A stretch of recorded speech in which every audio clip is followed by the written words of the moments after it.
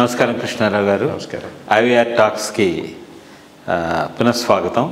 ప్రపంచమంతా నలుదిక్కుల మొత్తం అంతా జయబేరి వచ్చినట్టు నిన్న అయోధ్యలో బాలరామాలయ ప్రతిష్టన చాలా చక్కగా జరిగింది. ఆ విషయాలు కూడా ఈరోజు కొంచెం ముచ్చరించుకుందాం. ముఖ్యంగా అంతర్జాతీయంగా చూసినట్లయితే మనకి ప్రతి వారానికి కొంచెం భయానక వాతావరణాలు కనబడుతున్నాయి. ముందుగా ముఖ్యంగా మనం చూసుకుంటే రష్యా యుక్రెయిన్ వేరు, తర్వాత ఇరాన్ ఇరాక్ వారు, తర్వాత మళ్ళీ మనకేమో సిఎస్ కెనాల్ దగ్గర వచ్చినది, తర్వాత గత 15 రోజులుగా ఇరాన్ పాకిస్తాన్ మధ్య ఉండేటువంటి ఘర్షణ వాతావరణం, ఇవన్నీ చూస్తే అంతర్జాతీయంగా ఈ ముస్లిం కంట్రీస్కిను మెయిన్ దీని కింద ఉండి మిగిలిన వాటికి మధ్య విభేదాలు తలెత్తి కొంచెం అనిశ్చిత పరిస్థితులు ఏర్పడుతున్నాయి. సో ఈ ఇరాన్ పాకిస్తాన్ మధ్య వీళ్ళు టెర్రరిస్ట్ హైట్స్ని పాకిస్తాన్లో అటాక్ చేయడం, వాళ్ళు మళ్ళీ అలాంగ్ ది బోర్డర్ ఉండే వాళ్ళందరినీ చేయడము, తర్వాత ముస్లిమ్స్లో ఉండేటువంటి సున్నీ వాళ్ళు విత్ ఇన్ ది కంట్రీస్ కూడా అటాక్ చేసుకోవడం వలన ఒక 100 మంది దాకా వ్యక్తులు కూడా మరణించడం జరిగింది.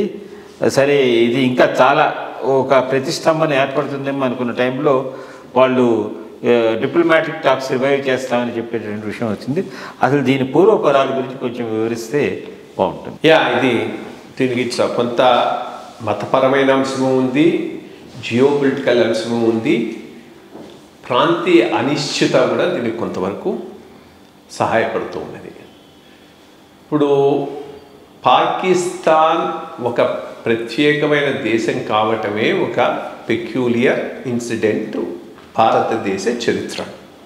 ఎవరు అనుకోలేదు. సరే, జిన్నా దాన్ని పైలట్ చేశాడు. ఆ రోజు జరిగినటువంటి మారణకాండ మీద ఏదో ఒకటి విడిపోతేనే మంచిదని విడగొట్టారు. విడగొట్టినప్పుడు పాకిస్తాన్ అనేటటువంటి దేశంలో 4 ప్రధానమైన ఐడెంటిటీస్, ఇన్ఫ్యాక్ట్ 5 ఐడెంటిటీస్ ఉండేవి. ఆ పైన ఆఫ్కోర్స్ ఐడెంటిటీ పక్కకి వెళ్ళిపోయిందని కూడా అదే Bangladesh, Bengali identity east Pakistan. But west పాకిస్తాన్లోనే అట్లీస్ట్ ఈస్ట్ పాకిస్తాన్ వరకు, ఆ బంగ్లాదేశ్ వరకు ఒక బెంగాలీ ముస్లిం ఐడెంటిటీ, ఒక ఓన్లీ వన్ ఐడెంటిటీ. కానీ వెస్టర్న్ పాకిస్తాన్లో 4 ఐడెంటిటీలు. ఒకటి స్ట్రాంగ్ పంజాబీ ఐడెంటిటీ ఒకటి ఉంది, సింధ్ ఐడెంటిటీ ఒకటి ఉంది, బెలూచిస్తాన్ ఒక identity, then Khyber Pakhtunkhwa which is Pakhtunistan identity.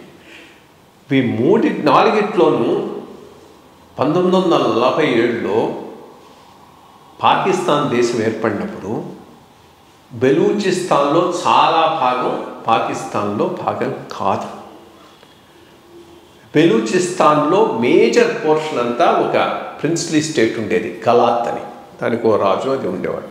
కొంత భాగం బెలూచిస్తాన్లో బ్రిటిష్ ఇండియా కింద ఉండేది, అది ఆటోమేటిక్గా పాకిస్తాన్లో భాగం అయిపోయింది. కలాత్ రాజు మాత్రం ఇండిపెండెన్స్ను అట్లాగే మెయింటైన్ చేసుకుని కంటిన్యూ కూడా అయినాడు. 1948 ఆల్మోస్ట్ ఆల్ ఒక సంవత్సరం తర్వాత, మరి అప్పటికంటే ఒకటి ముస్లిం ఫీలింగ్ బాగా గట్టిగా ఏర్పడింది, దాంట్లో ఏమీ డౌట్ లేదు. అక్కడ జిన్నా టవరింగ్ పర్సనాలిటీ ఇస్లామిక్ లీడర్స్లో కొంత పర్సువేట్ చేసి ఇది చేసి మొత్తం మీద దానిని కలుపుకున్నారు.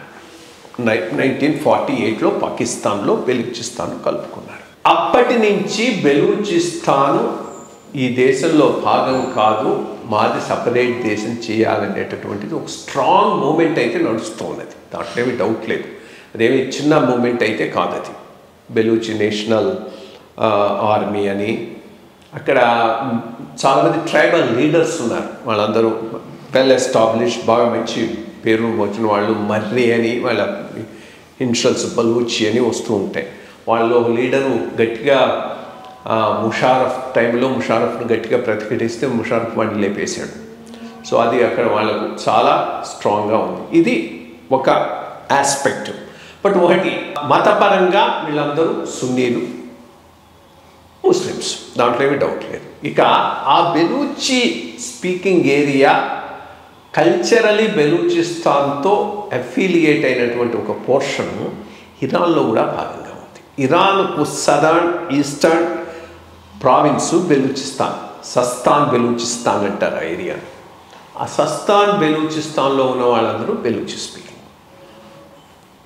ఇక్కడ ఒక రకమైన డిస్క్రిమినేషన్ వాళ్ళకు పాకిస్తాన్లో ఏంటంటే బెలూచి ఐడెంటిటీ స్పెసిఫిక్ డిస్క్రిమినేషన్. ఇక్కడ పంజాబీస్ డామినేషను, వాళ్ళ ద్వారా సింధీసు ఫీల్ అవుతున్నారు, పఖ్తూన్స్ ఫీల్ అవుతున్నారు, బెలూచీస్ ఫీల్ అవుతున్నారు, బెలూచీస్ ఎక్కువ ఫీల్ అవుతున్నారు. అక్కడ ఇరాన్లో ఇంకో రకమైనటువంటి డిస్టింక్షన్. ఈ బెలూచి ముస్లిమ్స్ నేను చెప్పినట్టు అంతా సున్నీస్, అంటే అటు ఇరాన్ సైడ్ ఉన్న వాళ్ళు కూడా సున్నీస్. బట్ ఇరాన్ మెజారిటీ అంతా షియాస్ కావడంతో అక్కడ రిలీజియస్ డిస్క్రిమినేషన్ కూడా వాళ్ళు ఫేస్ చేస్తూ ఉన్నారు.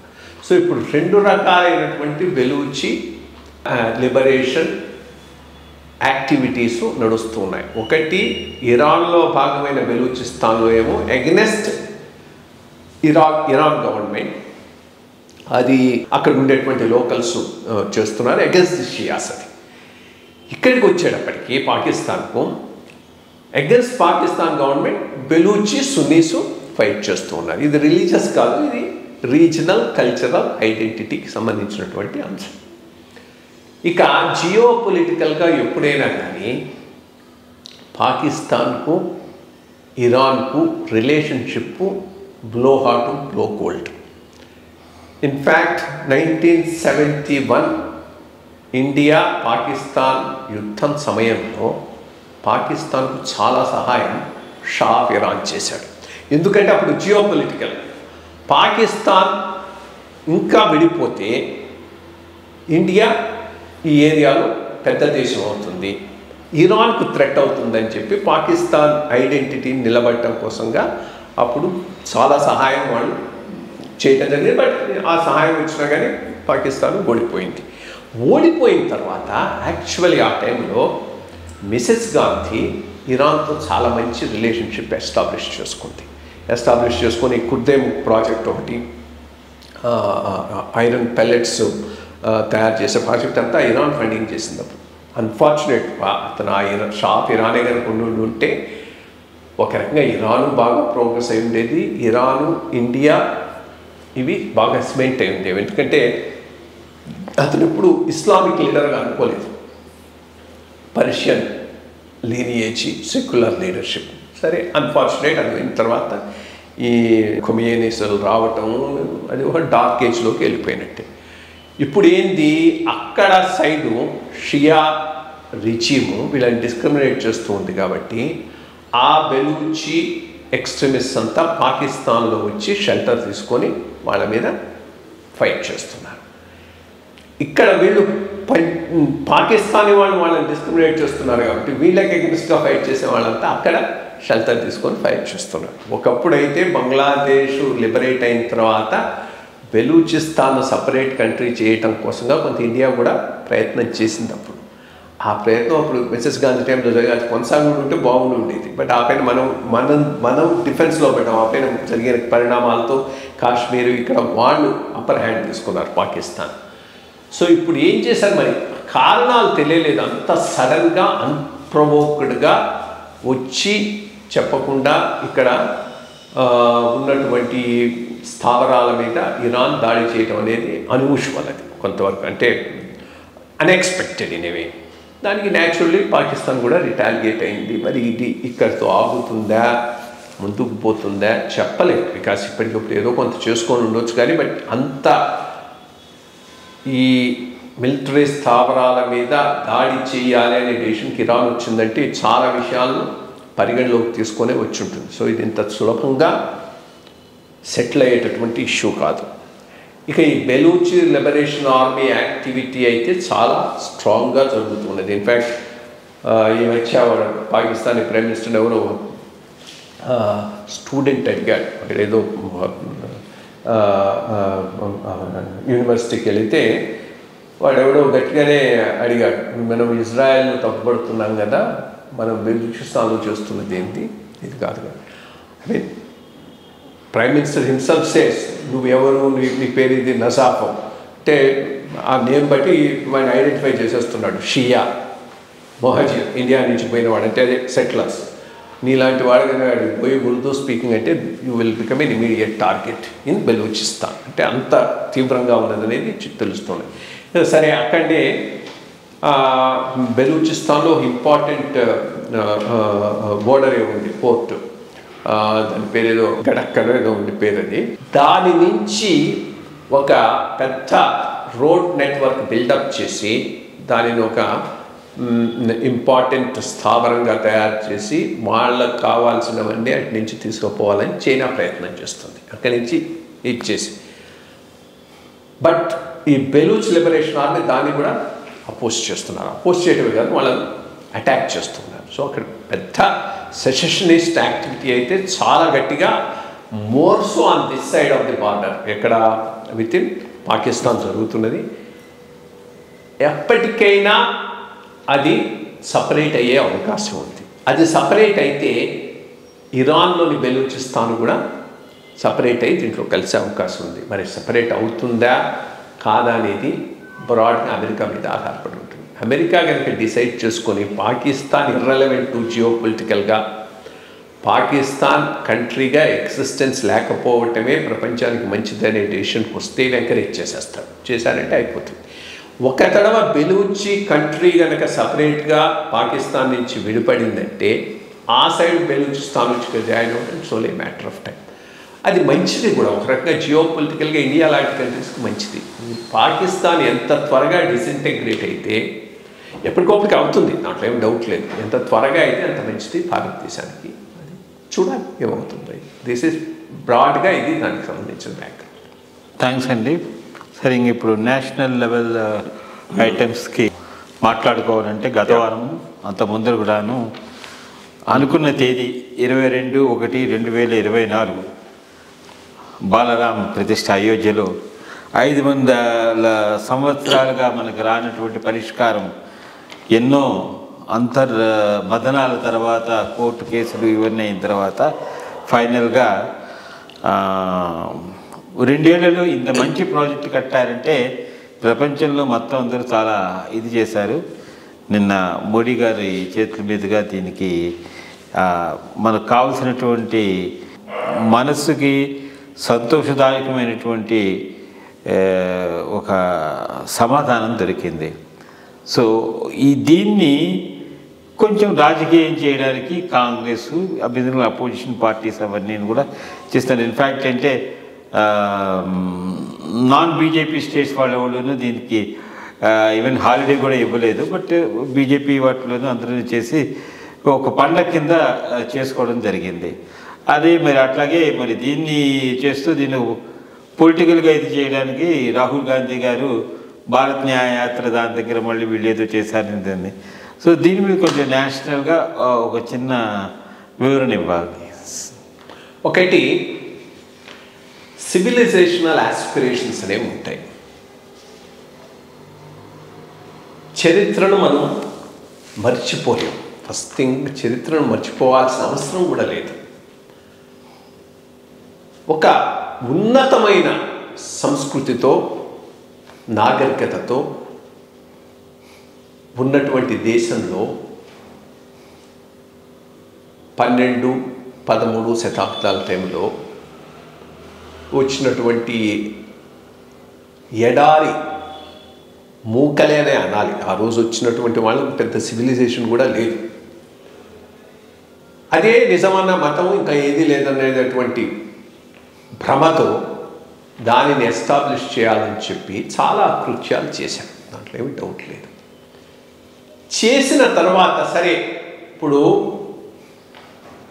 ఇరాన్ లాంటి దేశం, టర్కీ లాంటి దేశం మొత్తం అంతా ఇస్లాంకి మారిపోయినారు.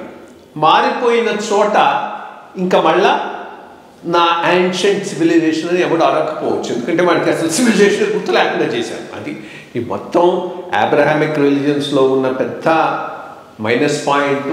వాళ్ళకు ప్లస్ పాయింట్ ఏంటంటే ఎక్కడ వీళ్ళు స్ప్రెడ్ అయినా ఆ దేశ ప్రజల అంతకు ముందు ఉన్నటువంటి నాగరికత చిహ్నాలను, వాళ్ళ వారసత్వాన్ని, వాళ్ళ ఐడెంటిటీని పూర్తిగా నాశనం చేస్తారు. నాశనం చేసి దాని ప్లేస్లో వీళ్ళ ఐడెంటిటీని ప్రవేశపెడతారు. అక్కడి నుంచే అసలు నాగరికత స్టార్ట్ అయిందన్న లెవెల్లో ప్రజల్లోకి తీసుకుపోతారు, అది ప్రజలు నమ్ముతారు. కాబట్టి ఇంకా గతాన్ని వాళ్ళు మళ్ళా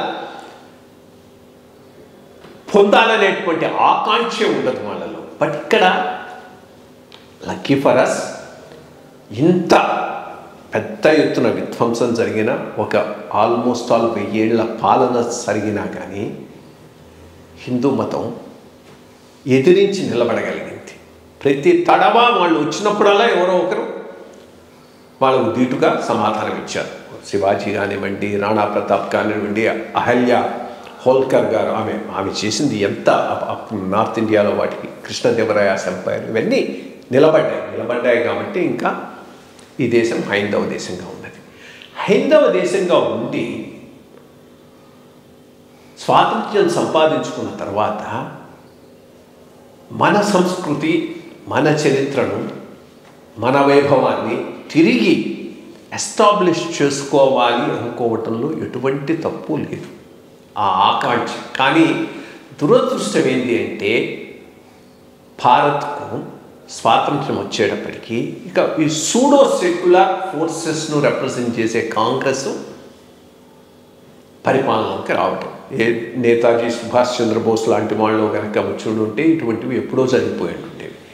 అది కాకుండా ఈ నెహ్రూ ఈరాలో, మిసెస్ గాంధీ ఈరాలో అపీస్మెంటు, ప్లకేటింగు, మైనారిటీస్ రైట్, వాళ్ళు ఏం చేసినా రైట్ అనేటటువంటి ఆ దృష్టితో తీసుకోవడంతో ఏమోలే ఇది ఏది అడిగినా కానీ అది తప్పేమోననేటటువంటి డిఫెన్స్లో దేశమంతా పడిపోయింది. ఆ డిఫెన్స్ నుంచి బయటికి వచ్చి మనది మనం రిక్లెయిమ్ చేసుకోవటంలో మొట్టమొదటి స్టెప్పు అయోధ్య రామాలయం. అంటే ఏదైనా ఆ రోజు వచ్చినటువంటి వాడు ఈ మతం కన్నా మా మతం గొప్పది అని నిరూపించటం కోసంగా చేసినటువంటి విధ్వంసకరమైన చర్యల్లో భాగమే ఇది. అది చాలా ఇంపార్టెన్స్ మనకుంది. రాముని జన్మభూమి అది అప్పటి నుంచి కూడా కంటిన్యూయింగ్ ప్రాబ్లం. అదొకటి గుర్తుపెట్టుకోవాలి, ఇది సడన్గా ఉద్భవించింది కాదు.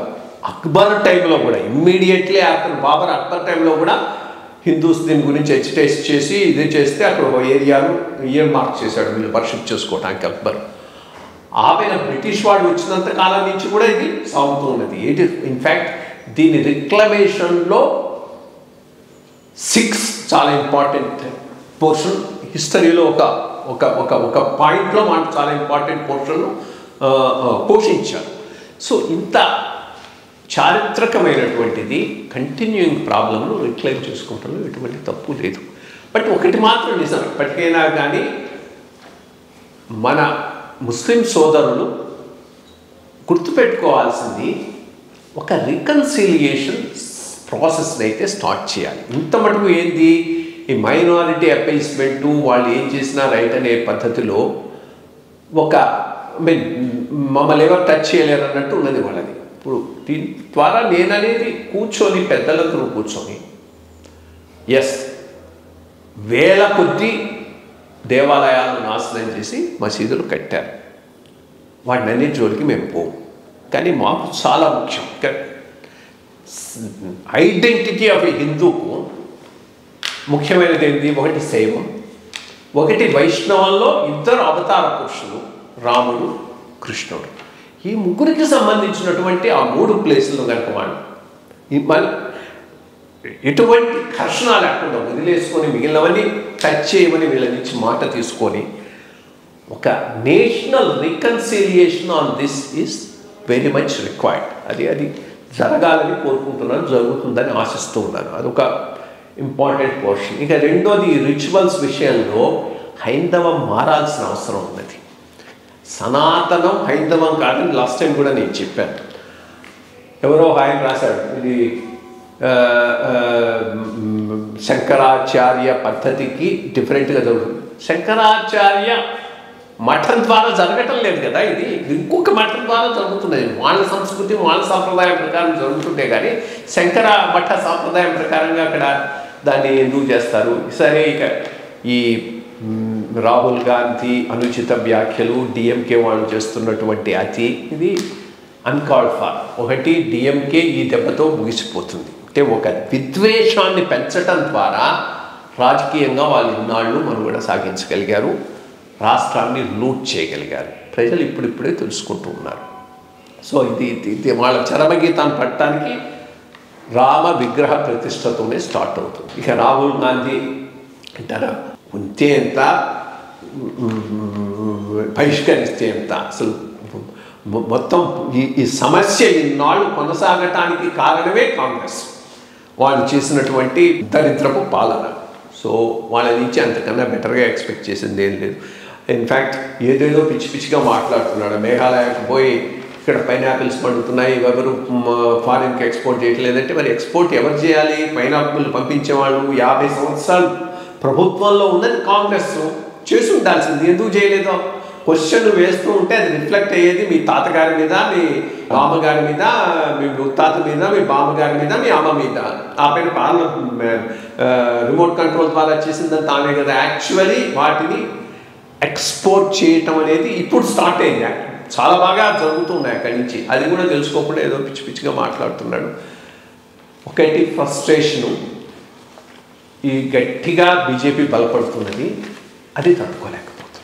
లోకల్గా ప్రాంతీయ వాటికి వచ్చినప్పుడు తెలంగాణ, ఆంధ్రప్రదేశ్ దీంట్లో మనం చూసుకుంటే ఇటీవలే ముఖ్యమంత్రి రేవంత్ రెడ్డి గారు సమ్మిట్కి వెళ్ళారు.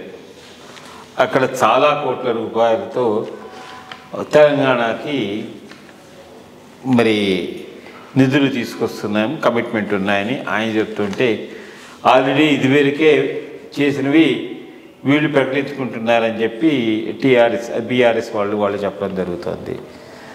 అలాగే చేసిన దాంట్లో మంచి పని కూడా అనుకోవచ్చు. అక్కడ థేమ్స్ రివర్ దగ్గరికి వెళ్ళి మన మూసీ పరివాహక ప్రాంతాలన్నింటినీ బాగా చేద్దామని చెప్పి అదొక పెద్ద ప్రాజెక్ట్ కింద తీసుకుందామని చెప్పి కూడా రేవంత్ రెడ్డి గారు అక్కడ కూడా టైం స్పెండ్ చేయడం జరిగింది. అఫ్కోర్స్ రాజకీయంగా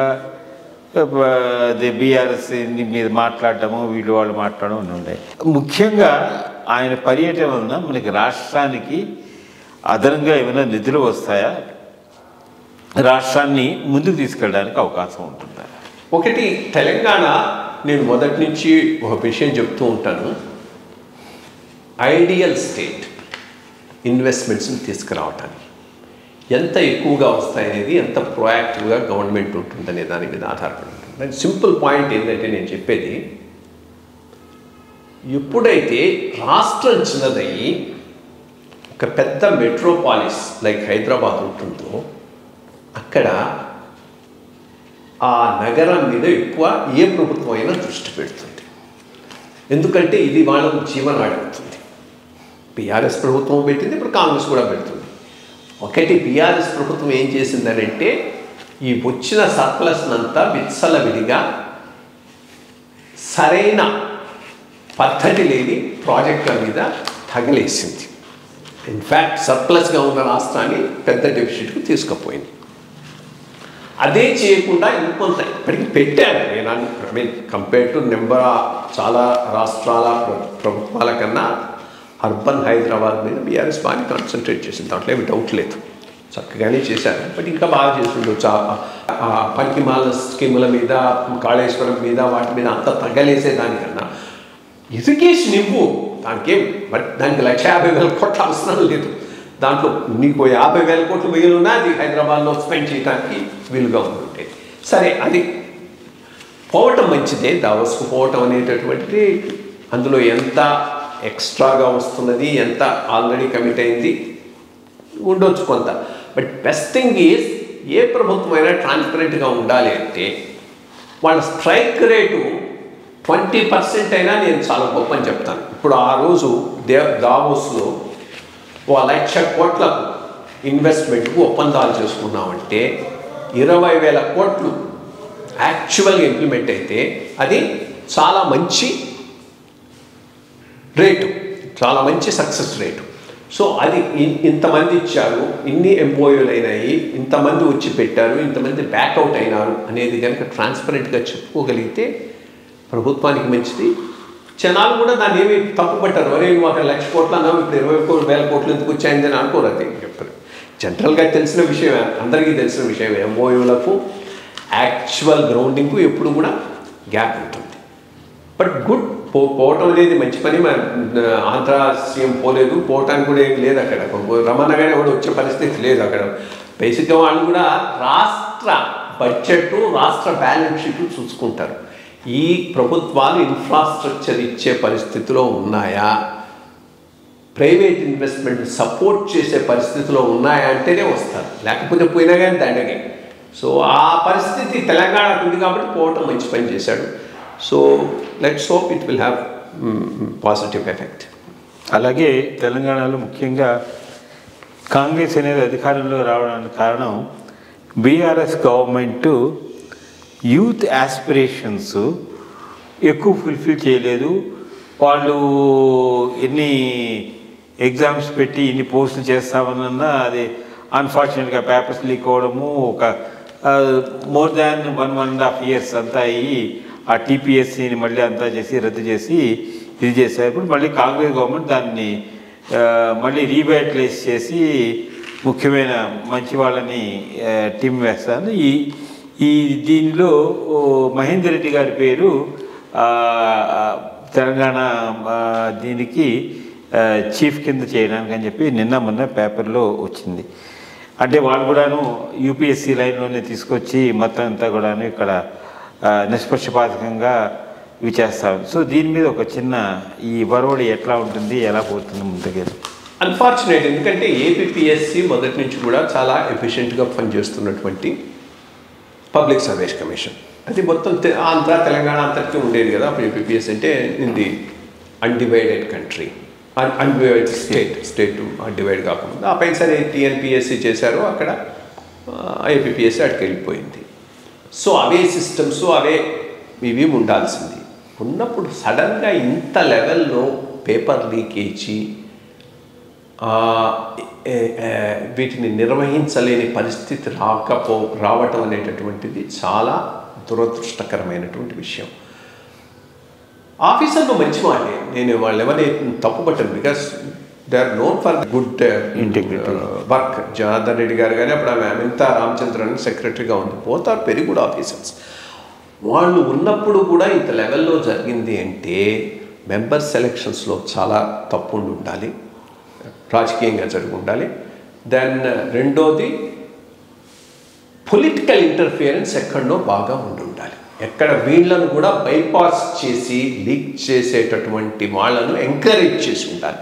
సో ఆ రకంగా పేపర్ లీకేజీ, ఎలక్షన్స్ ఈ ఎగ్జామ్ సరిగ్గా జరిగిపోవటానికి పూర్తి ఫెయిల్యూర్ రాజకీయమే. దాని రెస్పాన్సిబిలిటీ కేసీఆర్ గారు, బీఆర్ఎస్ ఆర్ టీఆర్ఎస్ తీసుకోవాల్సిన అవసరం ఉన్నది. దీనికేమీ క్వశ్చనే లేదు. అది ఆఫీసర్ల మీద తోసేయటానికి వీలు లేదు. సో అట్లాంటప్పుడు దీన్ని మళ్ళా రివైవ్ చేయాలి అంటే కాస్త స్టేచర్ ఉన్న వ్యక్తి, నలుగురికి తెలిసిన వ్యక్తి, కాంపిటెంట్ మ్యాన్ అవసరం ఉంది. దాంట్లో మహేందర్ రెడ్డిని మించిన వాడెవడు నాకు తెలిసి అయితే లేడు. ఒకటి ఆయనలో. ఇంకోటి ఏంటంటే చాలా థరో పర్సన్. రెండోది టెక్సావి, చాలా టెక్సావి. ఇప్పుడు మొత్తం తెలంగాణలో ఉన్న పోలీసు వ్యవస్థ ఐటీ రిలేటెడ్గా ఇంత బాగా రన్ అవుతుందంటే దానికి ఆయనే కారణం. ఇంటెలిజెన్స్ డీజీపీగా, ఐజీగా ఉన్నప్పటి నుంచి కూడా దాని మీద బాగా ఆయన దృష్టి పెట్టాడు, తీసుకొచ్చాడు. సో ఆ ఐటీ అప్లికేషన్ అనేది ఇక్కడ ఉన్న ఆయన బాగా చేయగలుగుతాడు. ఏపీ టీఎన్పిఎస్సీలో గుడ్. నన్ను అడిగితే ఇట్స్ ఏ గుడ్ డెవలప్మెంట్. దాన్ని గాడిలో పెట్టడానికి రైట్ పర్సన్ చూస్ చేశారని నేను అనుకుంటున్నాను. సరే, అటు మనం చూస్తే ఇంకా ఆంధ్రప్రదేశ్లో రాజకీయ పరిణామాలు చూస్తుంటే రోజు రోజుకి కొత్త కొత్త వార్తలు వింటున్నాం, వింత పోకళ్ళు చూస్తున్నాము. ఇంతవరకు ఇక్కడ తెలంగాణలో రాజన్న పార్టీ అని పెట్టినటువంటి షర్మిల కాంగ్రెస్లో కలవడము, కాంగ్రెస్ వాళ్ళు కూడా పరిస్థితిని వాళ్ళకు అనుకూలంగా మార్చుకోగలము అనే దీని మీద ఆవిడ్ని హడావుడిగా, అంటే రాత్రికి రాత్రి అనుకోవచ్చు, ఆంధ్రప్రదేశ్ కాంగ్రెస్ కమిటీ దానికి ఆవిడ్ని పిసిసి చీఫ్ కింద చేయడము. దీనివలన మరి రాబోయే ఎన్నికల్లో అంటే జగన్మోహన్ రెడ్డి స్కేల్ ఆల్రెడీ తగ్గుతుందని చెప్పి వార్తలు వింటున్నాము.